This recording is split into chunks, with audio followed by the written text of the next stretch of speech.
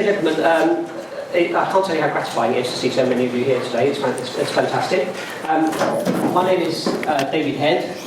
Many of you are here this morning and probably already fed up with my voice. So I'll hand you to the conference chairman, Mr. Howard Doll. Howard. Good afternoon, everybody. Firstly, I need to apologise for those of you that are here this morning because I may repeat myself somewhat. I said I do it all the time. And the next thing I need to say is I need to correct an omission from this morning. When I gave the apologies, we had a late one over the last couple of days. Janet Furnow can't be here because she has a very painful cyst on the back of her knee and is waiting for treatment for that. So it's a shame Janet can't be here for the first time we moved outside of London. The next thing I need to say is welcome to Manchester. It's good to be here, and once again I have to thank our generous sponsors, Resonance Health, for paying for us to be in this venue. We will be hearing from Dr. Sheriff Boulos about their work in uric diagnostics later in the afternoon, but do visit them on their interesting stand when you get a chance. The Royal Free Hospital in London served us well for many years, and it is only right at this stage to mention how grateful we are to Dr. James Dooley, one of our medical advisors and a consultant hepatologist at the Royal Free for many years. Apart from helping to source the venue, James was a stalwart of many conferences there, often delivering interesting talks and then following up by running the Q&A sessions. In many ways, he was a driving force on the day. James is unable to be here today, and although today James is still one of our medical advisors, he is now retiring from the NHS, and we wish him a long and happy retirement. However, it was decided the time was right to take the show on the road, as they say, and I think the sellout numbers here this afternoon more than vindicate that decision, and show Manchester to have been a good choice. It's an excellent venue, and we have an extremely impressive lineup of varied and interesting speakers. Thanks in advance to Drs. Das, Boulos, Bignall, Robson, Fitzsimmons and Professor Shire. We didn't immediately say, let's take it to Manchester, but once the decision was made, it just seemed more and more the right thing to do. Because it was here in the Northwest that Pat Warrington started her self-help group, as she initially put it to me, and which grew into the Northwest Genetic Haemochromatosis Support Group. Easily our longest established, largest and most vibrant regional group. If anybody deserved to have this conference on their patch, then they do. It's also quite a poignant day for me, really. This year is 26 years since the Society's formation. That is also the same number of years since I first spoke to Janet, because it's also the same number of years since my diagnosis, which was made here in Manchester by Professor Shelley, who just happens to be one of our speakers today. More about him later, but it's also the same number of years since I met Pat Warrington. For many years, the only other person I knew with GH. We had hoped today to pay tribute to Pat in person, but sadly Pat's partner Bob is unwell and she's unable to be here. However, her huge contribution to the cause should still be acknowledged. As previously mentioned, Pat was the founding force of the Northwest Regional Group. And in many ways, I'm struck by the lovely balance between her and Janet. There was Janet down in London running the National Society, and with all the admin and bureaucracy that entailed, fighting to get recognition in national bodies, etc. And here in the Northwest, there was Pat pushing people and probably kicking quite a few backsides to raise awareness on the ground. I once said to her, Pat, why don't you go on the Board of Trustees? And she said, never. I'm not designed for sitting talking around tables. I'm a doer. And she didn't imply any criticism by that. Somebody has to do the talking and the planning. But she once described herself to me in her prime as a boadicea. And she wasn't far wrong, although a pint-sized one. She'd ring up midweek and say things, Howard, will you and I go and man a stand at the Northwest Gastroenterology Conference this weekend? Now, we were both working full-time then, and weekends were precious. But somehow, when Pat asked you, you couldn't say no. The level of grassroots awareness raising that goes on in this region is truly admirable. And that is to the great credit of all the hard-working people here. But I doubt if there's one of them that wouldn't pay tribute to Pat for all their hard work and inspiration in creating what we see today. A special mention should also be made of Bob, her partner, a a combination of right-hand man, supporter and roadie, usually to be seen lugging in equipment in and out of their car and setting it up for whatever function is happening. So we were going to make a special presentation to Pat, but as she's not able to be here, I'd like to ask Bernard McGrath to accept this token of our thanks on her behalf, and then we can decide, and then we can decide how to get it to Pat between us. A big round of applause.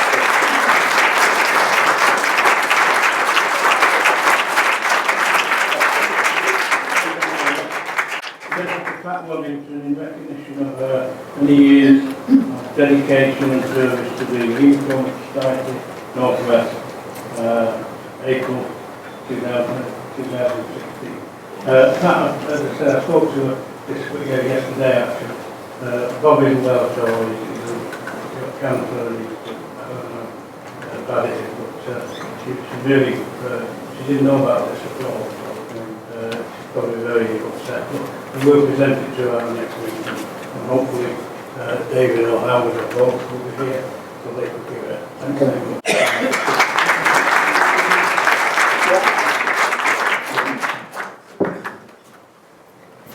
I get the responsibility of not breaking it now. I'd now like to hand you over to David, who's going to tell us something about his aspirations for the Society. Okay, thank you, Howard. Thank you again, Howard. Those of you who were here this morning would have heard me talk to report to you fairly formally, I guess, as members on 2015, but I also wanted to take the opportunity to give you a little insight into my aspirations for the charity over the next few years. On a subject I could probably talk on for hours, but I am limiting myself to a few minutes because we have a full programme. In fact, I've curtailed what I was going to say because I'm also hoping that we can play with the technology a little bit here and talk to Paul Hirons, one of our trustees who's running the London Marathon. So we'll not today, he's running it tomorrow. So we'll try the technology in a few moments. Yeah, as I said, I want to say a few words about the charity's aspirations and my aspirations as a patient organisation. And as many of you know, I've been in post for 1 year. Previously, the organisation didn't have paid staff. I've been charged with the modernisation of the organisation. And I'm not going to say a lot about last year, apart from to say that a lot was achieved.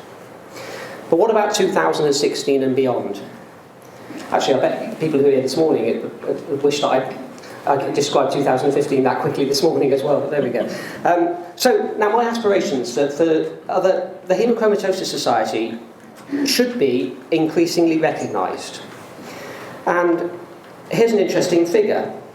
In the longer term, given the prevalence of genetic haemochromatosis and the fact that it does kill, we should be as well known, and the condition should be as well known as cystic fibrosis. Okay, so 9,000 people in the UK are diagnosed with cystic fibrosis. And in England, there's something in the order of 10,000 patients diagnosed with genetic haemochromatosis. But the man in the street would recognise the term cystic fibrosis and know about the Cystic Fibrosis Trust, but he wouldn't know about GH and he wouldn't know about us. So we should be as well known as, and that is an aspiration of mine. By being high profile, we would reach more patients. And we'd achieve our two main objectives, which are about informing and supporting people and raising awareness, not just amongst patients, but among healthcare professionals and institutions and so on, and therefore reducing the average age of diagnosis. So that's an aspiration, not just of mine, but that was an aspiration of the board, that always has been. Although it is interesting to note that we cannot be higher profile without continuing to spend more money. So to be successful, we have to be financially sustainable as well. And we have to increase our incoming resources to get to that point. And it is my aspiration that all of the charity's core costs ultimately will be covered by two main income streams. That is membership income and regular voluntary giving. And perhaps our annual prize draw as well. So that's my aspiration for the organisation. And in those circumstances, other income that comes from fundraisers, from company giving, from trusts, from legacies, from in-memorial giving, would be able to be allocated to specific project work, most notably at the moment in awareness raising. That's my aspiration again. But membership doesn't just generate income, it's not just about money. It is also my aspiration that we are influential as a patient organisation. Influence the direction of research, influence healthcare professionals, influence the NHS itself, influence NICE, influence other public bodies, politicians, budget holders. And that influence will come from representing thousands of people rather than hundreds of people. That's why membership is so important to us going forward. And that's my aspiration, that we're an influential body. So I mentioned those aspirations because I wanted to give you a little bit of insight into why I'm doing what I'm doing and why we as an organisation are doing what we're doing, why the board wants us to do what we're trying to do. Becoming as well recognised as conditions like cystic fibrosis, becoming sustainable, achieving our key charitable objectives, and becoming influential as a patient body. Now, I mentioned fundraising. Now, this is where I'm going to experiment with the technology a little bit. As an example of fundraising, many of you will be aware that we have a team of runners in the London Marathon tomorrow. Some of you may not have been aware of that. We have been shouting about it, so hopefully you all are. 26 point something miles of absolute madness. My approach to the London Marathon is in London there's a perfectly good tube service. Why would you run anywhere? I don't understand it, but nevertheless. So what I'm going to try and do, I'm going to try and talk to one of our marathon runners. So, technology. Either you're going to be impressed or I'm going to have egg on my face. So let's try and talk to Paul, who is one of the trustees of the charity, and also, so far so good.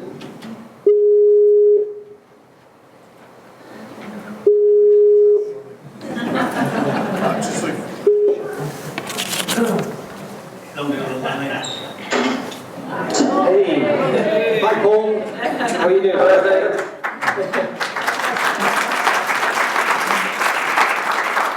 So the wonders of technology, Paul, you're now speaking to about 100 and something haemochromatosis patients. Some of them are members of the charity. So, ladies and gentlemen, this is Paul Hirons. Paul is one of the charity's trustees, hence his apologies from the AGM this morning. And he is running the London Marathon as part of Team Iron Overload tomorrow. Now, Paul, are you alone, or have you got, is that an arm I can see? Yeah, we have got Jeff here as well, sipping his cup of tea. Hi Jeff. Priorities, as you can see. So, I feel like I'm talking, like they used to do when the World Cup was on, they'd go over to the England training camp. Is this like the Team Iron Overload training camp? No, seriously, how is preparation going? Because it's a big challenge you've taken on. It's gone okay. I mean, obviously, could have gone better. We've taken on various half marathons as part of the training as well. Got the times we've achieved, but obviously going into tomorrow, it's a whole different ball game. But really excited, nonetheless. Really looking forward to it. Yeah, Jeff. Yeah, I just echo what Paul said, really, David. It's tricky to train and work at the same time, I suppose, and we've both had a lot of things going on. But we've tried our best. We can't really do any more than that. And hopefully tomorrow we'll just find a way to get around. We're not going to win the race, unfortunately, much as we want to. So just have to accept maybe that we might come in towards the end of the pack. But we'll do our best, so that's what we can do. I did speak to the Kenyans earlier, but they said they weren't too concerned about your threat. I'm not sure what. So now, show us your shirt. Yeah. Okay. So when the running vest with the same logo on tomorrow, yeah. Yeah, absolutely. We're going for the best tomorrow as well. I might wear the t-shirt if it's cold though, David. Yeah, forecast for snow. Okay, we've only got a few minutes, but fundraising. I've just been saying something about my aspirations for the charity, and fundraising is fundamental to that. You've hit your target, Paul. Well, Paul and Jeff, together you've hit your joint target. Yeah, absolutely. We checked this morning and the total was £5,321, which is...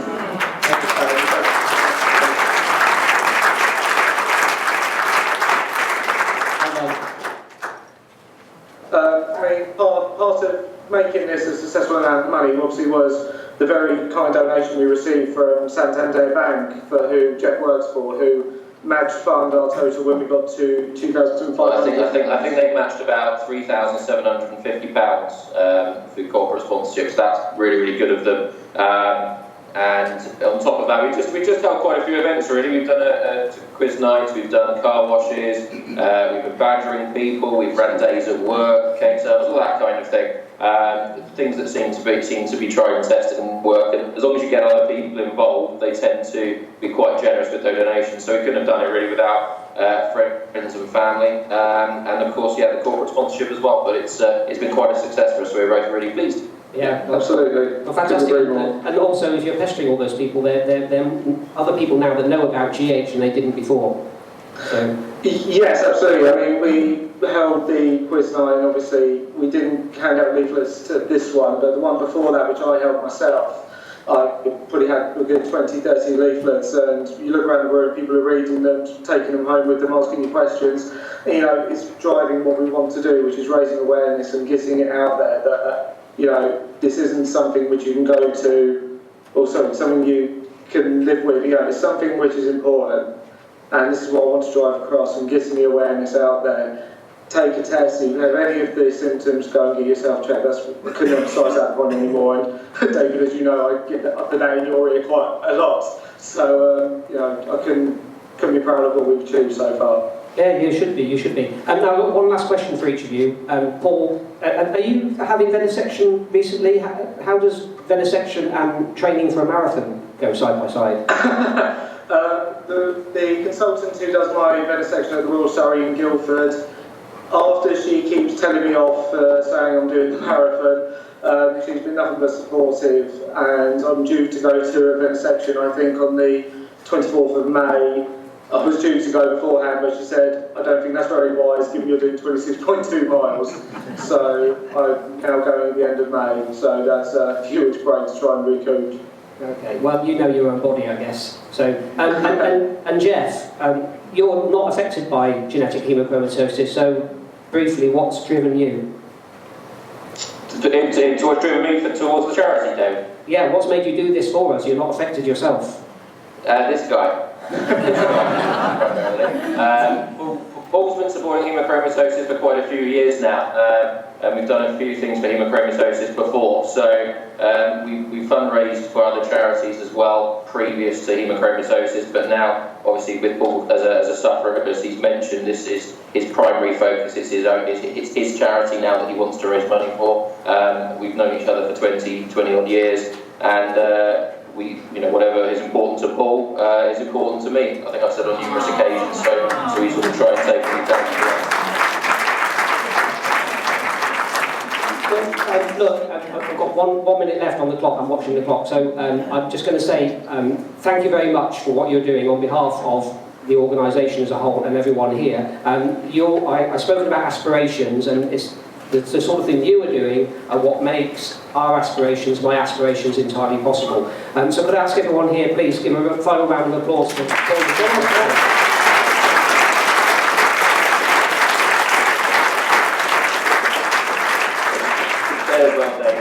Thank you very much for your support as well, because I have to say, having done this a few times before for other charities, I have to be honest and say this has been by far the best organised work by a charity to support any runners. So it might help in that's good of you to say. Perhaps only 9 of us, but you've been fantastic as well, and so the charity in providing all our shirts and vests and things and any updates you've given us. So thank you to you as well. Okay, well, one, that's very gratifying, thank you. And secondly, so that's a good call, because my boss is sat next to me and he's saying nicely. You're welcome. That's 50 quid donation, please. Signing off, lads. Thanks very much for everything you're doing. All right. Thank you. Okay. All the best. Cheers. Let's start.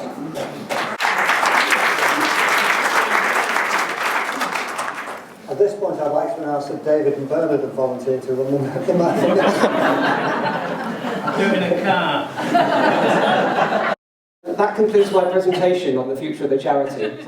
Thank you very much for your time.